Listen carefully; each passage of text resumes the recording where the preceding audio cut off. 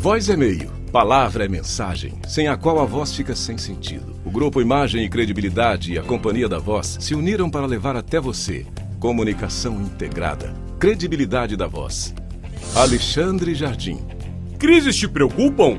E a sua reputação? Como está? Eu tenho a solução. Rodolfo Lago. Você entende como as decisões são tomadas neste país? Te ajuda a escrever como os melhores jornalistas. Luiz Ximenes. Você já se ouviu gravado? Quer melhorar? Vem pra cá que eu te ajudo. Estevão Damásio. Use o poder do rádio e dos podcasts para passar a sua mensagem. Pode contar comigo. Profissionais da voz e da palavra em uma fábrica de podcasts, entrevistas, cursos, treinamentos e consultorias e conteúdos que irão contribuir na sua tomada de decisão. Soluções em comunicação. Credibilidade da Voz. Uma parceria dos grupos Imagem, Credibilidade e Companhia da Voz. A inelegibilidade de Bolsonaro já era certa, mas a de Braga Neto causou surpresa. Começa agora Brasília Já. Bom dia, Rodolfo. Tudo bem, Alexandre? Bom dia, amigas, bom dia, amigos. Começando aí mais um dia, e um dia que traz uma notícia, né, Rodolfo, que nos causou aqui em Brasília, e eu acho que no Brasil também, como um todo, uma certa surpresa. Porque já vem acontecendo há algum tempo as chamadas audiências, decisões, ações contra candidatos, e neste caso especificamente o ex-presidente da República, Jair Bolsonaro, que levou à inelegibilidade dele. A surpresa foi justamente a ação chegar em Braga Neto. Porque Braga Neto não é qualquer pessoa. Braga Neto, para lembrar vocês quem é, além de um general respeitado das Forças Armadas, foi o interventor federal no Rio de Janeiro. É um homem que tem no seu currículo, desde as agulhas negras, um histórico militar respeitadíssimo, inclusive o que fez com que ele fosse o candidato a vice-presidente junto com Jair Bolsonaro. Porque Jair Bolsonaro, desde a sua primeira tentativa, precisava de um general respeitado ao seu lado. Primeiro foi Hamilton Mourão e o segundo seria Braga Neto. Mas agora, pelo jeito, Braga Neto não pode nem se candidatar a vereador no Rio de Janeiro. Pois é, a situação ali se igualou, né? Quer dizer, o julgamento de ontem, no efeito prático com relação ao ex-presidente Jair Bolsonaro, não muda muito. Bolsonaro já estava inelegível até 2030, essa agora se soma a essa inelegibilidade, mas ela não se soma nesse tempo, continua inelegível até 2030.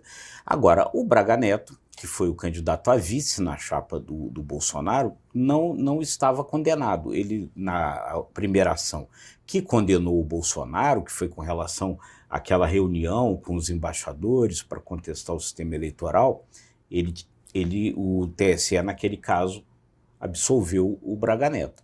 Agora não, condenou também. Então o Braga Neto também passa a ficar inelegível até 2030 e os planos que o PL tinha para o Braga Neto ficam então suspensos. O Braga Neto era um nome que estava sendo cogitado para disputar a prefeitura do Rio de Janeiro no ano que vem, ou o Senado mais adiante não vai poder disputar nenhum cargo nem outro. O que chama atenção nessa mudança de rumos do vento em Brasília é que Braga Neto havia sido preservado em vários outros momentos, além da questão da campanha presidencial. Braga Neto foi uma pessoa forte no governo Jair Bolsonaro, em especial nos 2 últimos anos. Braga Neto esteve citado em várias investigações do Congresso Nacional, foi cogitado pela CPMI dos atos de 8 de janeiro, foi colocado na berlinda por alguns governistas dentro do Senado e da Câmara, e em todos os momentos nada colou em Braga Neto. Braga Neto foi preservado justamente por esse histórico militar. Ontem, a história mudou. A história mudou.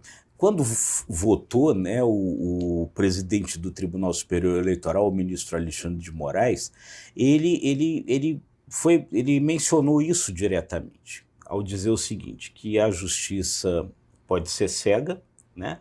A justiça tem uma venda nos olhos, né? A imagem da justiça, que ela pode então ser cega, mas ela não é tola, e nem pode se comportar como um avestruz, colocando a cabeça num buraco.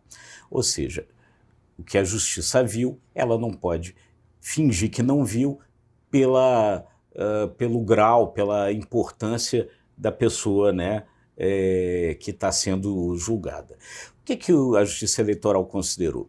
Que, ao contrário do que aconteceu no caso da reunião dos embaixadores, que o Braga Neto não estava e nem fazia naquele momento parte do governo, nas comemorações do bicentenário da independência no ano passado, ele participou diretamente.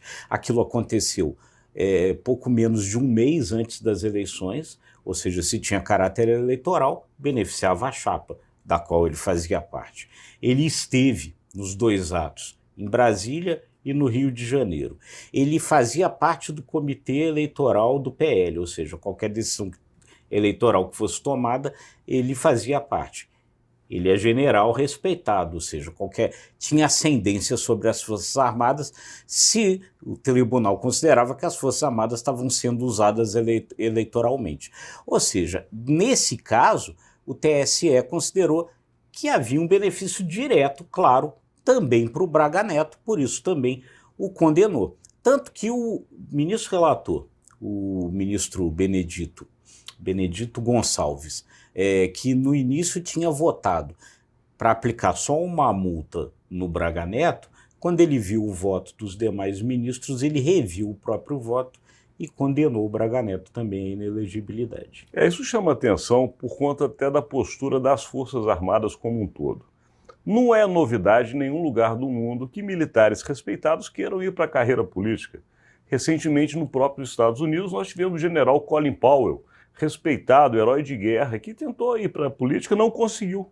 Então, ou seja, é legítimo numa democracia. O problema é quando se envolve a instituição Forças Armadas no processo político eleitoral. Então, eu acho que se tem algo que é positivo em toda essa história, apesar do grande desgaste que homens respeitados da República estão tendo, é que deve-se, de fato, separar as instituições que são de Estado daquelas que são meramente de governo. É isso, eu acho que realmente essa coisa se soma a vários esforços que estão acontecendo no sentido de fazer com que esses papéis aí fiquem muito bem claramente definidos. Forças Armadas, né, o braço militar de um Estado que é civil, que é da sociedade. Isso, então, ficar bem separado, isso é mais um passo importante para avançar nesse sentido. E aqui a gente avançou porque amanhã vocês não terão este conteúdo. Amanhã é feriado em todo o Brasil e nós também aqui de Brasília pararemos, mas somente por um dia. Na sexta-feira nós voltamos com as informações, os bastidores do poder, o que acontece na capital federal. Muito obrigado pela sua audiência. É isso aí, gente. Se você gostou, curta, compartilhe, se inscreva nos nossos canais. Um bom feriado para todo mundo e até sexta-feira. Até sexta.